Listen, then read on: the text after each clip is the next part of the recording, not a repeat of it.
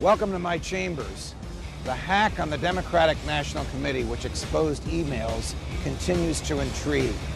The emails which were exposed by WikiLeaks revealed a very strong bias on the part of high officials in the Democratic Party for the candidacy of Hillary Clinton, and a very strong prejudice on the part of the same people towards the candidacy of Bernie Sanders, even though such bias and prejudice had been alleged by Sanders and denied by the Democratic National Committee.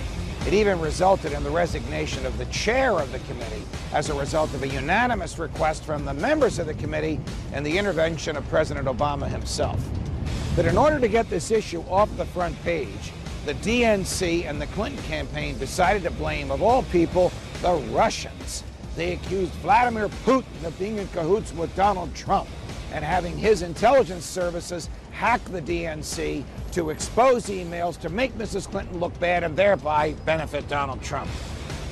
But the Russians had nothing to do with it, because this week, a 30-year veteran of the National Security Administration, the NSA, the domestic spies who spy on all of us all the time, the former high-ranking NSA official who developed the software that the NSA now uses, which allows it to capture not just metadata, but content of every telephone call, text message, email in the United States of every person in the United States of America. This individual said, guess what? The NSA hacked the Democratic National Committee. Why would the NSA hack the DNC? Because the members of the intelligence community simply do not want Hillary Clinton to be president of the United States, because she doesn't know how to handle state secrets. Because some of the state secrets that she revealed use the proper, true names of American intelligence agents operating undercover in the Middle East. When they lost their covers, they ran for their lives, and some of them didn't run fast enough and lost their lives. It's very telling that the intelligence community would feel so strongly about Mrs. Clinton that they would attempt to sabotage her campaign to prevent her from becoming their boss. It's also telling that these folks would break American law in order to, in their view, save it. Welcome to my chambers. We asked Julian Assange whether he has the email that could put Hillary Clinton in prison and talk about whether the next leak could change the outcome of the US presidential election. Julian Assange, thanks for agreeing for this interview. Aren't you worried that you're on this channel RT after being accused by Hillary Clinton, basically, of working for the Russian government? We know Russian intelligence agencies hacked into the DNC. WikiLeaks is now publishing all the hacked emails. I don't think WikiLeaks can be constantly worried about PR. I've been called a Mossad agent. It got so bad, in fact, that the ADL, the Anti-Defamation League, had to put out a press release denying that I was a Mossad agent. I'm not sure, actually, that's particularly helpful. A cat torturer, a CIA agent, etc. So it's expected with our publications. Russia has been brought up by Hillary Clinton, most recently, just a few days ago, on Fox. So I think it is necessary to address what WikiLeaks feels is its perception of its own publication to the RT audience. Everyone accepts that the emails that we have published, the 20,000 DNC leak emails, are completely accurate. So no one is saying, no, I didn't say that in this email, it's a fabrication, etc. That's accepted. It's not surprising that it's accepted, because WikiLeaks has a 10-year publishing record where we have never got it wrong. That's an impressive business. It's also why we take a while to publish what we have, because we want to keep that perfect record. Now, given that the real source is known, in this case, it is the DNC, it is Debbie Wasserman Schultz, it is the Louis Miranda, the head of communications. We know they are the original source. So there's quite a difficulty in the Clinton campaign to try and outmaneuver the publication. So the content itself is unquestionable, so instead you have to bring in some other actor. So the actor that they've tried to bring in is the Russian intelligence services. Hillary Clinton just said, we know Russian intelligence agencies hacked into the DNC. We know they arranged for emails to be released. Yeah, so actually she has a slight variant on the we know I don't think she says emails, I think she says some documents. Because the difference here is that do state actors hack the political organizations of different countries? Does the United States government do it? Absolutely. Of course, it hacks the political parties of many different countries. Does French intelligence, Chinese intelligence, Russian intelligence hack political parties in order to collect intelligence? Yes. Did they hack the DNC? Has at least one state actor hacked the DNC? If you read very carefully, they say it's been hacked many times over the last 2 years. And our sources say that the DNC security is like Swiss cheese.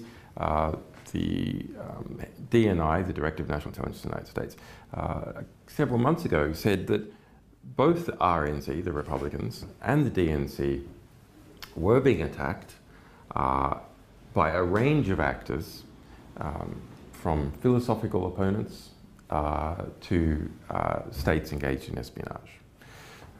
Now, the head of the DNI, James Clapper, who's responsible for all US intelligence agencies, he's the boss of the CIA.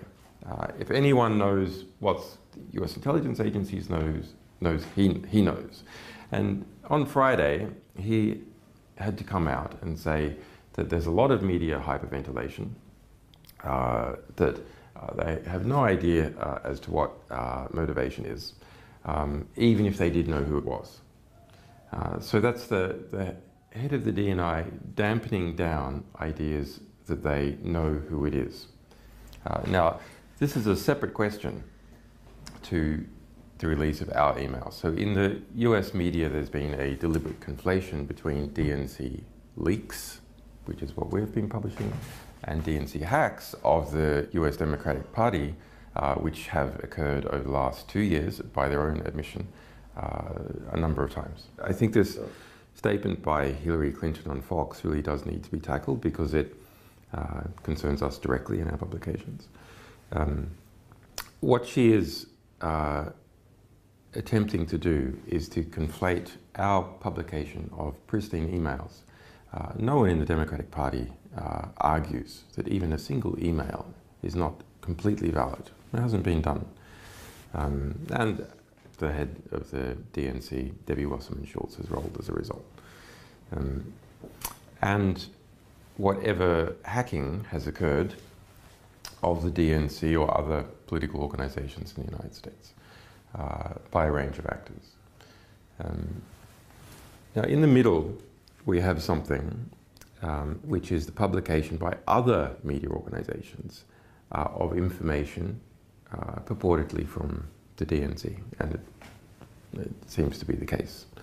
So that's a series of Word documents and PDFs published by The Hill, by Gorka, by The Smoking Gun. This is a completely separate batch of documents compared to the 20,000 pristine emails that we released. In this batch of documents released by these other media organizations, there are claims that in the metadata, there's someone's done a document to PDF conversion, and that in some cases, the documents, the language of the computer that was used for that conversion was Russian. Okay, so that's the circumstantial evidence that some Russian was involved, or someone who wanted to make it look like a Russian was involved with these other media organizations. That's not the case for the material that we released. Any Russian connections between Hillary Clinton and Russia? Any Russian connections there? Hillary Clinton has done quite well strategically to try and draw connection between Trump and Russia because she has so many connections of her own. Now, my analysis of Trump and Russia is that there is no substantial connection. Why do I say that? Well, because Trump was trying to invest in Russia before Putin in the 1990s, after Putin, in fact, nearly all the way up to the present moment. And he's had no success. he did not manage to build hotels and so on in Russia. So that shows how insubstantial his contacts are.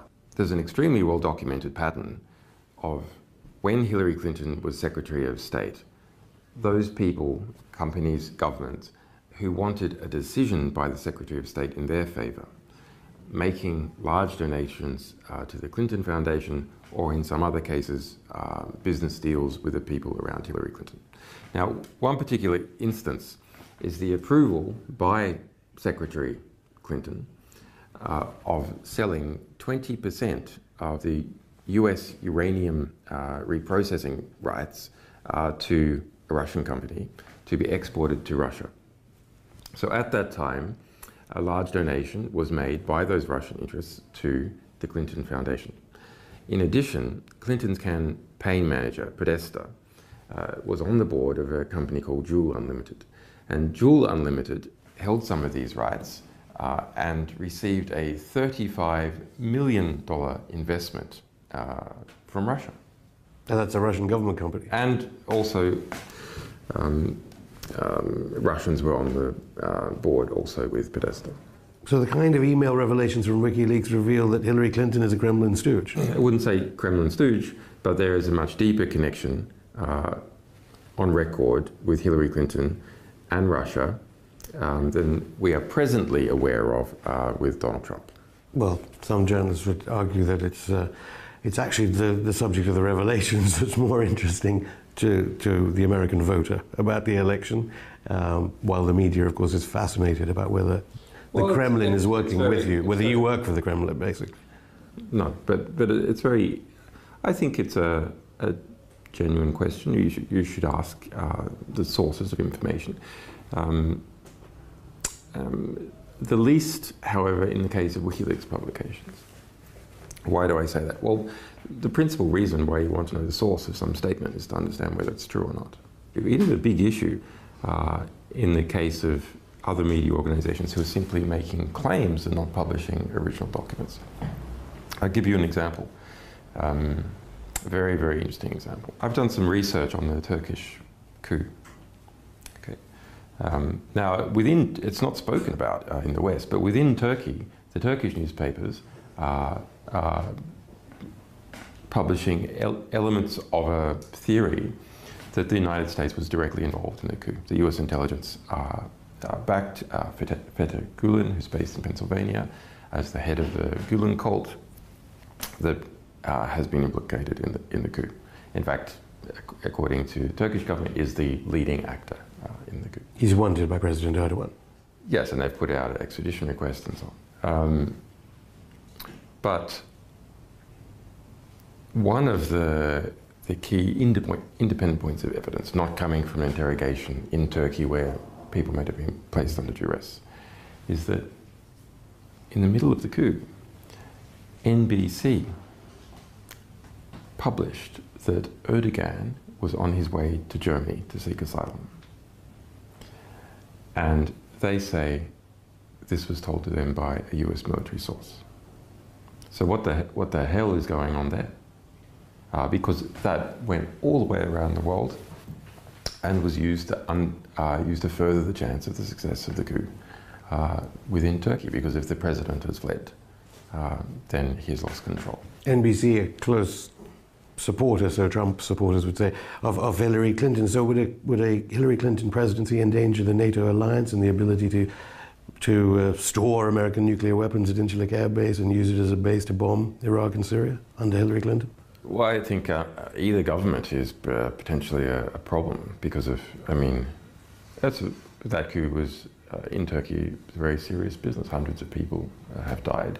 About 100,000 people have been fired or arrested in the post-coup purge, in a opportunistically in some cases of political enemies of Erdogan, in other cases trying to purge the society of the Gulen movement. Because the Clinton Foundation's major donors include members of the Gulen movement that Erdogan says were responsible for the attempted coup d'etat. Right, so I mean, Erdogan's going to look at that and treat Clinton suspiciously. But I mean, you know, regardless of who becomes President of the United States, you have an extremely large bureaucracy, intelligence bureaucracy, that has its own mind in things. So he's going to look, unless Trump is elected and engages in a significant purge of the CIA, for example, I think Erdogan will continue to view it very suspiciously, especially as long as we've got Feta Gulen being protected in Pennsylvania. Julian Assange, thanks. We'll have more from Julian just after this break.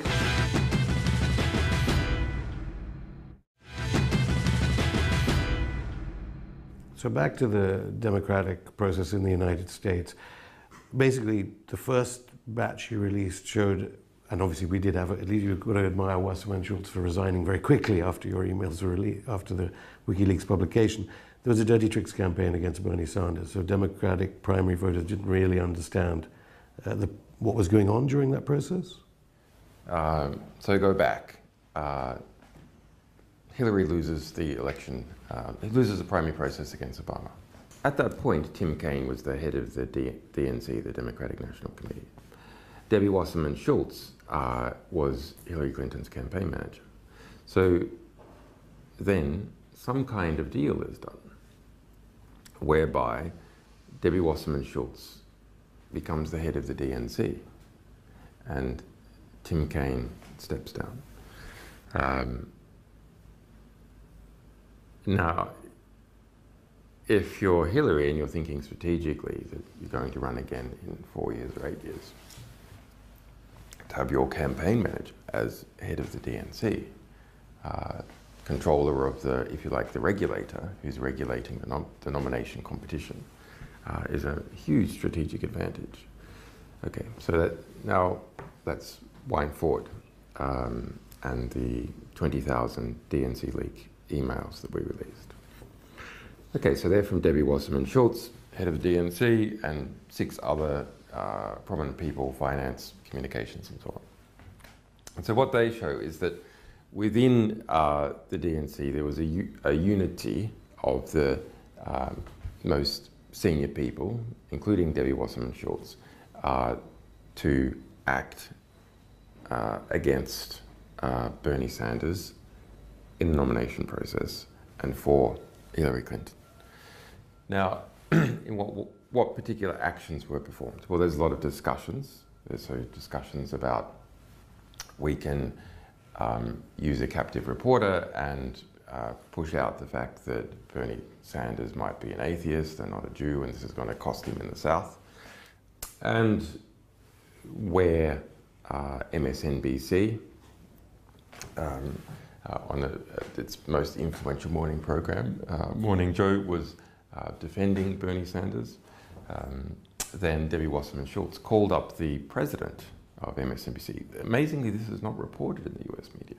It is reported in the US media that they called up Chuck Todd, who's the host of Meet the Press. Okay. Something much more serious is not reported, that Debbie Wasserman Schultz herself personally called up the president of MSNBC to apply pressure in relation to positive coverage about Bernie Sanders on Morning Joe, their big morning TV program. Okay. Then to my mind, what is the most serious from an evidentiary point of view? It is the communications director, Louis Miranda, making an instruction to his staff to pump out a black propaganda story against Bernie Sanders, saying that his supporters were violent, and to put this out in a, quote, unattributable, unquote, manner. Why do I say that is the most serious? Because it is an instruction given through the chain of command to staff. It's not a discussion. It's not any one person calling up another person. And it is to depict Bernie Sanders supporters as violent. So that is not just a critique. That is not just to give Sanders a break here or make things a little bit harder for him there. It is to demonize a Democrat in the eyes of the public. So the Democratic party demonizing a Democrat in the eyes of the public through covert means. Well, there is no way, presumably, Hillary Clinton can win if there is a link between Hillary Clinton and ISIS-Daesh. Now, I know your WikiLeaks is reviewing all these different emails. You have so many of them, and you need to look at them and who they can damage, who they can't, all sorts of things WikiLeaks does before releasing them. President Obama is now bombing ISIS-Daesh positions in Libya, so it's reported. Did Hillary Clinton use Libya as a conduit to sell arms to ISIS-Daesh in Syria?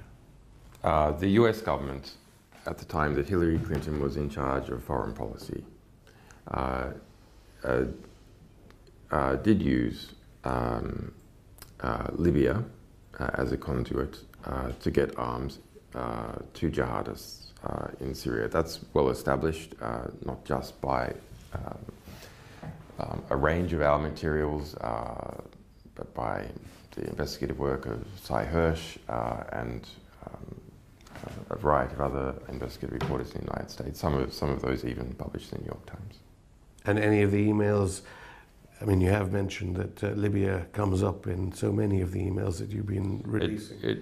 As regards Hillary Clinton as Secretary of State. In the batch of 32,000 emails we released a few months back, there are 1,700 in relation to Libya. So including, I suppose that the most useful one is, which is colloquially referred to as Hillary Clinton's Libya brag sheet. So she was documenting all the ways in which she led the invasion of Libya in a political and, to a degree, an organizational sense. So pushing it within the US government, bringing in the European partners, etc., etc. Okay. Even going there herself personally. Anything to add to reports that, according to the French papers, the big French industrial conglomerate Lafarge, which has been donating money to the Clinton Foundation, and has got the reports in the French press were it was it was relating funds with ISIS-Daesh. Any information, any emails that connect up Hillary Clinton to ISIS-Daesh through Lafarge? Well, most of this work was done by Le Monde, so that's the New York Times equivalent of France. And so what they show is that Lafarge, which is a giant, amongst other things, a giant concrete company, transnational concrete company, was involved in Syria. There's, interestingly, more than 350 Lafarge-related emails in our Syria emails release. So that's 2 million emails that we published about Syria, including the personal emails of the President Bashar al-Assad. And so the investigation by Le Monde reveals that they paid ISIS-Daesh money, taxes, if you will, for their operations in certain areas. Yeah, they engage in a variety of business deals. Donor to Clinton Foundation. We're waiting. And Hillary Clinton's involvement is that money from Lafarge in 2015 and 2016 went to Hillary Clinton Foundation. So that's recent. Now you ask, well, why let's go to Hillary Clinton Foundation? Actually, there's a long-term relationship between Lafarge and Hillary Clinton. She was a member of the board, for example. You expect that, I know you can't comment directly about the pending email releases from WikiLeaks, but you expect more about the Clinton Foundation? Yes. I have to also get to Yemen, because Saudi Arabia does crop up in some of the emails you've already released. 20 million people now facing humanitarian disaster. Clinton Foundation mentions there was no mention of the Clinton Foundation at the DNC conference, noticeably, at all, about the good works it does. Do you think part of it is that connection to Saudi Arabia, let alone the 28 pages connection of 9/11 to Saudi Arabia?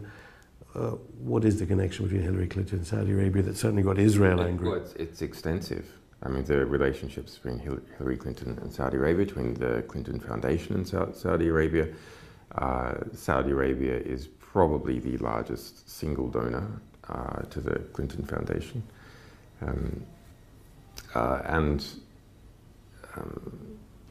You can see Clinton's arms export policies while she was Secretary of State, favouring extensively Saudi Arabia. Okay, William Binney, the whistleblower who's been on our show, says that the NSA can easily get access to all these emails. So if there is illegality in the pending emails of your release, or malfeasance in the ones you've already released, President Obama could presumably act on it and get Hillary Clinton charged, regardless of whether you're about to release an email, which would mean that James Comey or the FBI would have no alternative but to arrest Hillary Clinton. Well, our view, which we have already stated, is that if the evidence that the FBI has is enough for a grand jury to indict already. That's not hard. It's actually saying that a grand jury will indict a ham sandwich if instructed to do so. Exactly. But, which I'm having, because I have a grand jury myself, a federal grand jury in Washington, D.C., I'm well aware of what they're like. But the prosecutor has to ask the grand jury to indict. And a prosecutor doesn't ask, the grand jury won't indict. So that's the basic problem. Do you believe she can win, given the emails you've so far not released? Can she win the election?